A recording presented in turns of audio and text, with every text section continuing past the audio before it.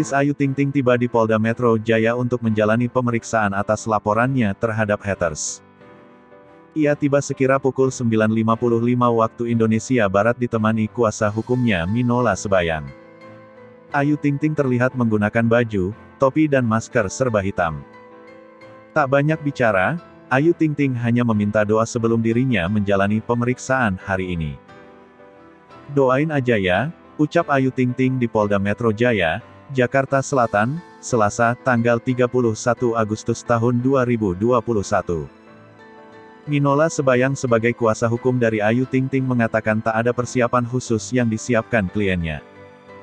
"Persiapannya kan biasa sajalah, karena ini perkara, kita hanya akan menyampaikan apa yang kita alami," ujar Minola.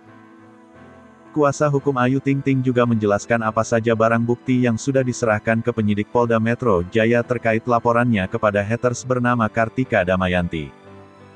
"Karena dia ini perkara penghinaan pencemaran nama baik, tentu tulisan yang kita anggap mencemarkan dan menghina nama baik Ayu," jelasnya.